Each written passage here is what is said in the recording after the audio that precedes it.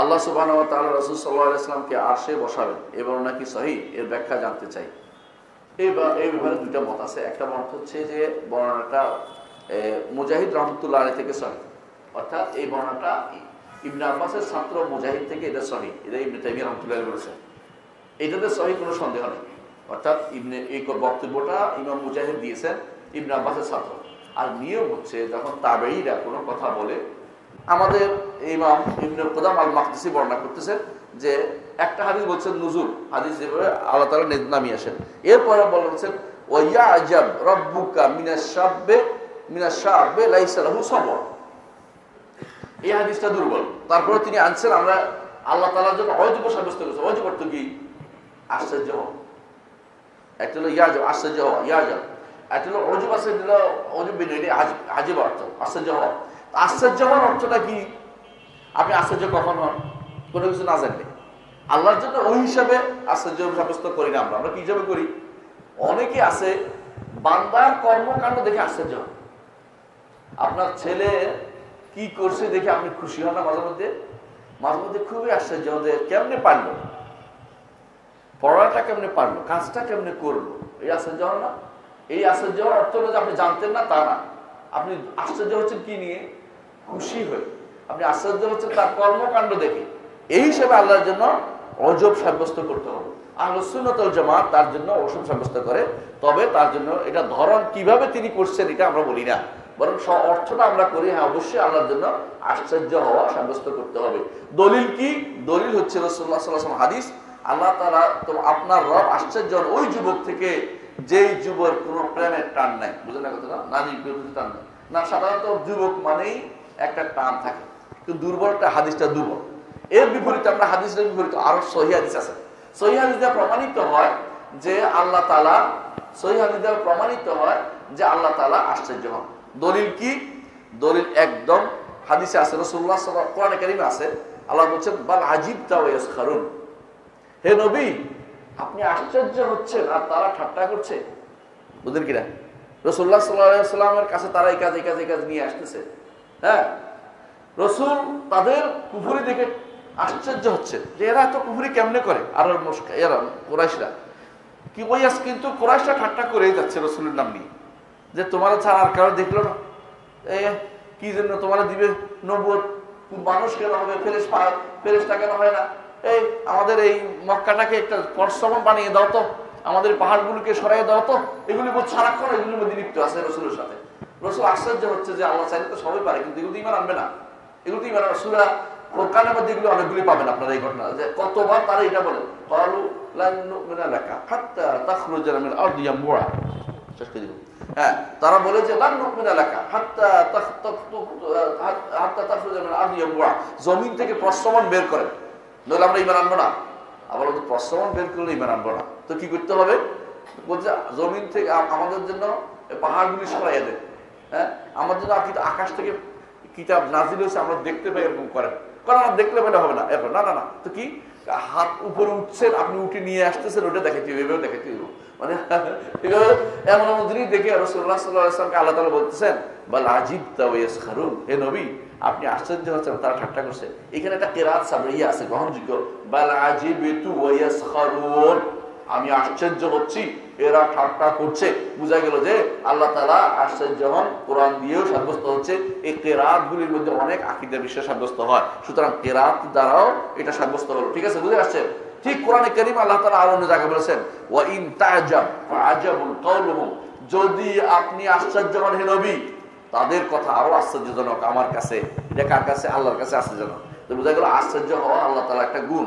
অনুরূপভাবে রাসূলুল্লাহ সাল্লাল্লাহু আলাইহি ওয়াসাল্লাম বলেছেন, সহিহ হাদিসে এসেছে যে একদিন রাসূল বললেন যে কে আছে তোমাদের আমার মেহমানকে খানা খাওয়াবে। তখন আরবদের মদিনার অবস্থা খুবই দুর্বল ছিল, অনেকের খাওয়ার বসে ছিল না। তো এক সাহাবী দাওয়াত দিলেন যে আমার বাসায়, ইয়া রাসূল আমার বাসায় পাঠাই দিন। বাসায় নিয়ে দেখে যে বউকে কিচ্ছু নেই, বাচ্চাদের খাবারটা আছে শুধু, আমাদেরও খাবার নেই। তো বাচ্চাদেরকে কথা বলতে বলতে ঘুম পাড়ায় দিছে। আসে না, ছোট বাচ্চারা ঘুমাই গেছে, আর উঠে থাক কিছু হবে না, 2-4 দিন আগে কিছু হয়। তো কি করছে, ওরা খাবার ওনার সামনে দিয়ে বাতি নিভে দিছে। তখন বিদ্যুৎ ছিল না, বউ দাঁড়ায় উঠে আবার জ্বালাই দিবে, এরকম না, নিভে দিছে। এখন জ্বালাবে খান, তো উনি খেয়ে গেছে, দুইজনে হাত নিচে আর মুখে নিচে, আসলে কিছু খায়নি। রাসূলুল্লাহ সাল্লাল্লাহু আলাইহি ওয়াসাল্লাম সকালবেলা বললেন যে লাকাদ হাজিব আল্লাহ আযজা ওয়া জাল্লা, আল্লাহ তাআলা আশ্চর্য হয়েছেন অমুক এবং অমুক বেটা এবং বেটির উপরে, যারা যারা মেহমানদারি করছে এইভাবে। আল্লাহ তাআলা আয়াত নাযিল করলেন ইউসিরুনা আলা আনফুসিহিম ওয়ালাউ কানা বিহিম খাসাসা, নিজেরা ক্ষুধার্ত থাকলেও অন্যকে তারা খাওয়ায়, এই আয়াত নাযিল করলেন। তো এখানে কি পাইলাম? আল্লাহ তাআলা আশ্চর্য হয়েছে। অন্য বর্ণনা আসছে আল্লাহ তাআলা হাসছেন, এটাও আসছে হাদিসে। বোঝা গেল যে আশ্চর্য হওয়াটা বুখারী হাদিস। আল্লাহ আশ্চর্য হওয়াটা আল্লাহ একটা গুণ, এটাকে স্বীকৃতি দিতে হবে। এইটাকে কোনো ক্রমে বিকৃতি করা যাবে না, অর্থশূন্য করা যাবে না, ধরন নির্ধারণ করা যাবে না এবং উপমা পেশ করা যাবে না। এটা আল্লাহ তাআলার জন্য উপযুক্ত যেভাবে সেরকম একটা অবশ্যই সাব্যস্ত করতে হবে। বেদাতীরা কি বলে? বেদাতীরা বলে না, আশ্চর্য হওয়ার অর্থ পুরস্কার দিবে, নতুন করে এটা বানাইছে, পুরস্কার দিবে। আরে পুরস্কার দিবে এটা কি প্রকাশ্য অর্থ বিরোধী? বলছে না চারটে উত্তর, প্রকাশ্য অর্থ বিরোধী। 2 নম্বর হচ্ছে যে এইটা সালফে সালেহিনের নীতির বিরোধী। 3 নম্বর হচ্ছে এটার উপর দলিল নাই, সুপ্ত দলিল নাই। 4 নম্বর হচ্ছে এটা ইহুদি নাসারাদের পদ্ধতি, এটা মুসলিমের পদ্ধতি হইতে পারে না। এইটা দলিল সবসময় এগুলো দিয়ে উত্তর, যেটা আলোচনা। হ্যাঁ, তবে একটা জিনিস মনে রাখতে হবে, কোন গোপন না জানার কারণে কেউ আশ্চর্য হয়ে যায়, এটা একটা জিনিস, এইটা আল্লাহর জন্য সাব্যস্ত করা যাবে, বুঝে আসছে? তবে কোন জিনিস আল্লাহ তাআলা যে জানি আমি তুমি এটা করবে, খুশি হয়, এই জন্য সেটার জন্য তিনি আশ্চর্য হন, এটা তারা অবশ্যই আছে, তার এটা সাব্যস্ত করতে হবে, এটা সাব্যস্ত করতে হবে। এটাই যেমন আপনার সন্তানের উপর আপনি খুশি হয়ে যান, আমার ছেলে করবে, আমি জানতাম, খুশি হয়ে যান, ধারও পারবে, ঠিক আমি বুঝছিলাম, খুশি আশ্চর্য হন। এটাও কিন্তু কি আছে? জায়েজ আছে বন্দার জন্য।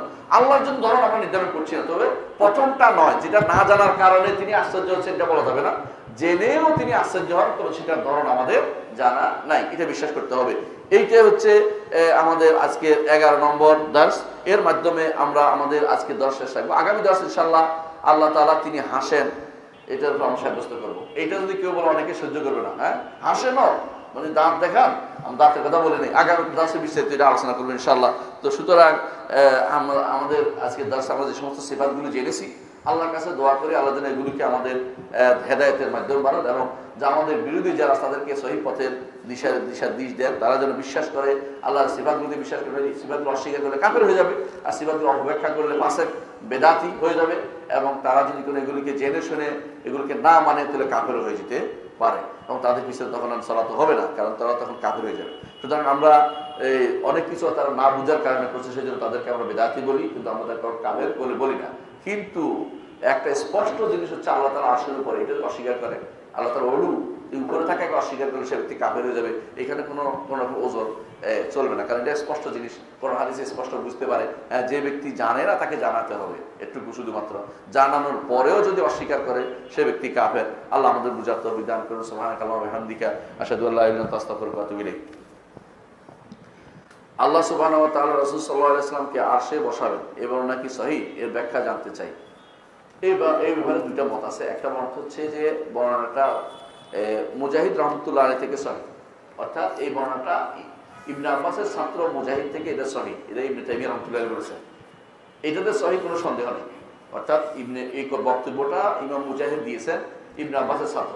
আর নিয়ম হচ্ছে যখন তাবেঈরা কোনো কথা বলে, সেকা তাবেঈ, তখন না জেনে বলে নাই, তারা বুঝতে কোনো সাহাবী থেকে শুনেছেন, এই জন্য বলছেন। সেই হিসেবে আমরা এটাকে এইভাবে বলি, ইবনে তাইমিয়া এইভাবে বলছেন যে এটা যদি এই ইবনে মুজাহিদ থেকে এটা শুনতো, তা আল্লাহ তাআলা তার নবীকে যদি আরশের বসে, আপনার কি সমস্যা আছে? সমস্যা কার? সমস্যা বেদাতীদের, বুঝলেন না কথাটা? কারণ আরশের উপরে তো তারা আল্লাহকে মানতেছে না, তো নবীরা আরশে বসাবেন কেন? বুঝলেন নাই? আর আমরা এটা সাব্যস্ত করি কেন? আল্লাহ তাআলা তার নবীকে আরশের উপর বসাবেন, সম্মানিত করবেন। হ্যাঁ, এইটাকে আমরা যদি কোনো মানি, আমাদের কোনো ক্ষতি হচ্ছে না। আমরা আরশের উপর সাব্যস্ত করার জন্য এটা আমাদের পক্ষে যাচ্ছে যে আল্লাহ আরশের উপরে, নইলে তো আরশের উপরে আল্লাহ না থাকে, নবীর ওখানে পাঠাবেন কেন? আপনার মেহমানকে যদি আপনি ওই দেশে পাঠাই দেন, আপনি বলেন মেহমানদারি, আমার মেহমানদারি করছি, হইলো মানে একটা বুঝেন জিনিসটা, মানে এরা হইলো সম্পূর্ণরূপে অজ্ঞতা প্রকাশ করার জন্য এটাকে নিয়ে বাড়াবাড়ি করে একটা গোষ্ঠী আছে। হ্যাঁ, আমি বলেছে কিতাবের মধ্যে আছে, ওই আরশে জাহাবীর কিতাবের মধ্যে আছে যে আল্লাহ তাআলা তার নবীকে এত আরশের বসাবেন, তার সমস্যা কোথায়? এই জন্য এমনকি অনেক আলেম বলেছেন সনদটা শুদ্ধ হওয়ার মতো, যে আসল অসল এগুলি সহি বর্ণনা যেগুলি আসছে রাসূলুল্লাহ সাল্লাল্লাহু আলাইহি ওয়াসাল্লাম থেকে যেগুলি আসছে, এগুলিও অনেক বর্ণনার কারণে এগুলি হাসান পর্যায়ে চলে যায় এবং গ্রহণযোগ্য পর্যায়ে চলে যায়। তো বোঝা গেল যে কোনো সমস্যা নেই আমাদের কাছে, আল্লাহ তাআলা যেভাবে ইচ্ছে তার নবীকে সেখানে বসান, আমাদের কি সমস্যা? যদি সম্মানিত করে তার নবীকে, তারা আর নবীকে সম্মানিত করার জন্য নূর বানাবে, নূরের তৈরি। কিন্তু যেটা সাহাবায়ে থেকে আসছে, সাহাবাত থেকে আসছে, এবং যেটা বললে আল্লাহ তাআলার আল্লাহ তাআলার সিফাত সাব্যস্ত, ওইটা বলবে না, ওইটার বিরুদ্ধে কথা বলতে তারা খুব সিদ্ধহস্ত। সুতরাং এটা ঠিক না, তাদের এই কর্ম, তাদের কাজগুলি সম্পূর্ণ দ্বিমুখিতা।